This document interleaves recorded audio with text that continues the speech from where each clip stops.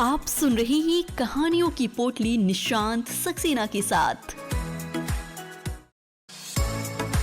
आप सुन रहे हैं कहानियों की पोटली निशांत सक्सेना के साथ।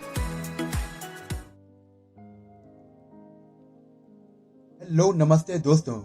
स्वागत है आपका कहानियों की पोटली में। मेरा नाम है निशांत सक्सेना। मैं सुनाता हूँ कहानियाँ। तो फिर एक बार हाजिर हूँ आपके सामने लेकर अपनी कहानियों की पोटली। और आज मेरी पोटली से जो कहानी निकली है उसका नाम है हवा में लटकता बुलबुला। तो आइए, इस बात का है इंतजार। उठा लीजिए चाय का कप और बैठ जाइए सुकून से। तो चलिए शुरू करते हैं आज की कहानी।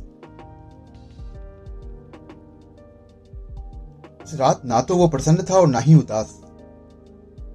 धरती और आकाश के मध्य लटके भरे हुए बुलबुले की भांति वो असमंजस की स्थिति में था। प्रसन्न वो इसलिए नहीं था कि मार्च के अंत में रात के 9:30 बजे धीमी धीमी पानी की फुहारें पड़ रही थी, पर उसकी पत्नी मायके गई हुई थी। उस समय वो एकाकी अपने कमरे में सिर्फ खेस लपेट कर लेटा था। जैसे जैसे उसे दिलीप की याद आ रही थी, वैसे वैसे उसे कभी लगती जा रही थी। वो सोच रहा था कि मेरी पत्नी तो दूर गई है, पर हाँ, राजिंदर तो मेरे पास आ सकती है। हमारे कमरे के बीच केवल एक दरवाजा ही तो है। देखो ना, आज इतवार था। सारे दिन मौसम सुहावना रहा। अपने कमरे में कीड़े पड़े कुत्ते की तरह पसरा रहा मैं, और अपने कमरे में वो शायद पड़ती रही कि उसे अच्छी तरह पता था कि मेरे यहाँ कोई दूसरा प्राणी नहीं है। उसके पास भी कोई दूसरा व्यक्ति नहीं था कि उसकी माँ तो सुबह कहीं गई थी, दोपहर को गई कहीं वो रात को लौटती है। उसे इसका डर था। फिर हमारे दरवाजे की कुंडी भी तो एक तरफ ही लगती है। यदि मैं उस दिन उसकी माँ की बात ना मानता तो उसके साथ मेरा कमरा नहीं बटता। वो कौन सा मुझे रोकती, फिर भी हम पड़ोसी हैं। देखो, पड़ोसी होने के नाते भी वो मेरे पास क्या 2 घड़ी नहीं बैठ सकती थी? अगर आदमी ऐसे ना आए तो किसी वस्तु के लेन देन के बहाने ही आ जाया करे। किताब उठाकर कुछ पूछने पाछने के लिए ही आ जाया करे। अरे मुझसे काहे का डर? मैं तो गृहस्थ वाला आदमी हूं, कोई मुझ पर शक नहीं कर सकता। और फिर मैं क्या ले लूंगा, क्या दे दूंगा? बस दूसरे प्राणी का सहारा ही तो होता है। जरा समय कट जाता। उसे सर्दी की झुरझुरी आ गई। वो टांगों पर रजाई ओढ़ने की सोचने लगा, और दूसरे ही क्षण वो रुक गया। एक बार तो रजाई उतारी है, अब फिर क्यों ओढ़े? साथ ही वो बेचारी तो पहले ही गिलास धोकर गई है। जहां पानी भी पैसा देकर मिलता हो, वहां सोडा साबुन भी तो सोने के भाव मिलेगा। अगर मैंने रजाई फिर ओढ़ ली तो कई दिनों तक इसे उतार ना सकूंगा। अगर मैंने कई दिनों तक रजाई नहीं उतारी तो ये गंदी हो जाएगी।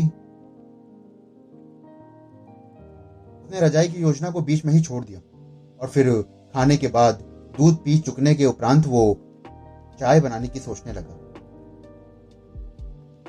बिस्तर से उठकर वो सीधे रसोई में गया। चाय की पत्ती और चीनी के बारे में उसे शक था। वो चाय की पत्ती और चीनी के डब्बे उठाकर देखने लगा। वो एकदम दिलीप को कोसने लगा। ससुरी को मायके जाने का कितना शौक है। अरे जाते हुए ये बता के नहीं गई कि कौन सी चीज कहाँ रखी है। भी जाते समय कह रही थी कि रोटी के साथ चाय भी होटल में ही पी लिया करना। जब उसका पारा चढ़ा तो राजिंदर से चाय की भीख मांगने को सोचने लगा, पर दूसरे ही क्षण उसके मन में विचार आया, एक आध चीज तो कोई दे भी देगा, लेकिन इतना सामान कौन देगा? फिर ये तो दिल्ली है, कोई बतखगढ़ तो नहीं। इन शहरों में कोई किसी की मरी हुई मक्खी नहीं देता, और मैं तो पूरे चाय का बंदोबस्त चाहता हूं उससे। उसके मन ने दूसरे बार कहा, सीधे को गोली मार यार, ये तो तेरा राजिंदर से मिलने का एक बहाना है बेटे। कहीं बात का बतंगड़ ना बन जाए। लेकिन यार, खुला पानी पीकर ही पेट में गर्मी पैदा कर लेता हूँ। रसोई में जाकर स्टोव जलाने लगा तो उसे पता लगा कि इसमें तो तेल भी नहीं है। एकदम से बड़ा निराश हो गया और दोबारा अपने खेत में घुस गया। बाहर डोलने के कारण उसके पेट में ठंड घुस गई, इसलिए वो पेट गर्म करने के लिए किसी होटल में चाय पीने की इच्छा करने लगा। जब उसने उठकर पैंट की पिछली जेबें टटोली तो उसमें केवल 25 रुपए पैसे निकले। मैं तो उसकी 4 वक्त की रोटी और चाय भी पूरी नहीं होगी।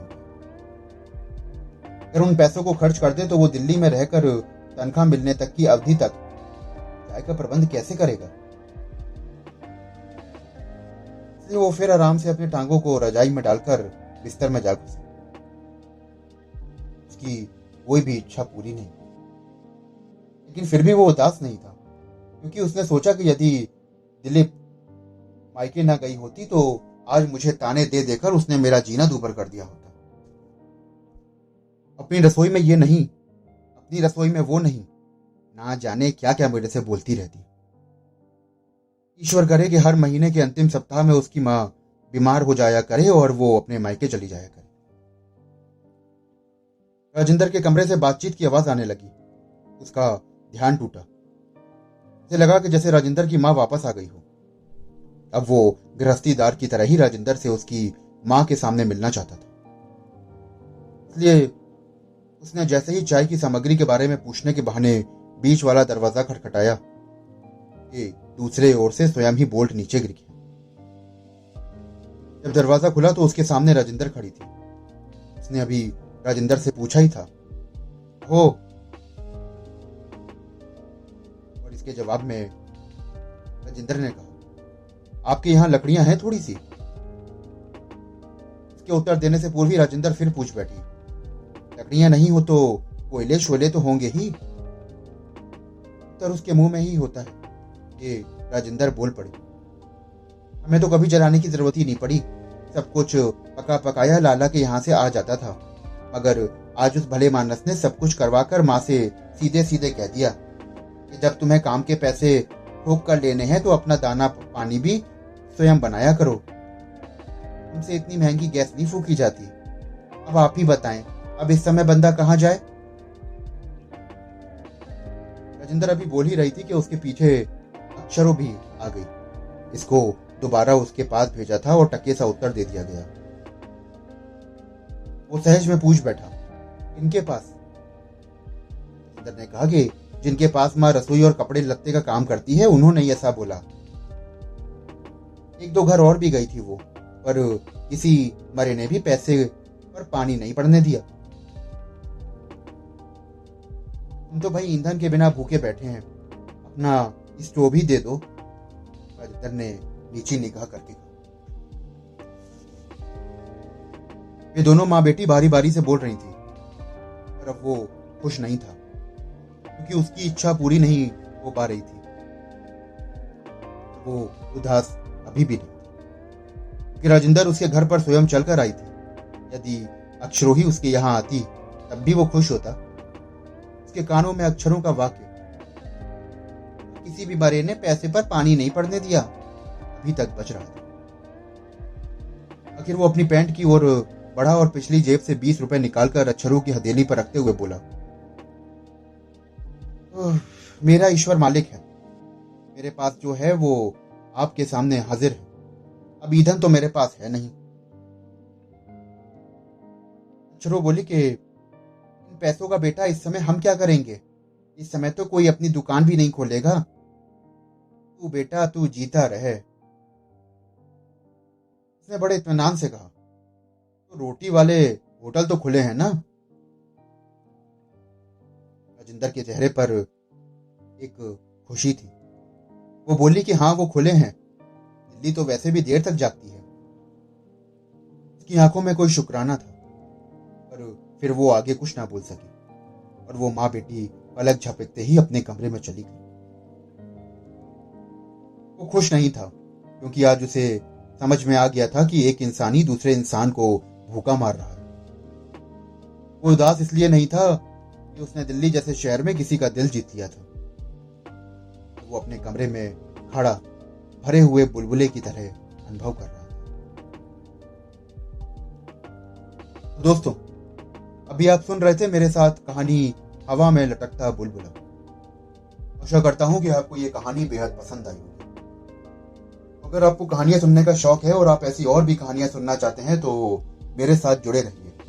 मेरे चैनल को फॉलो करिए, सब्सक्राइब करिए। मैं फिर मिलता हूं आपसे एक और कहानी के साथ। तो चलिए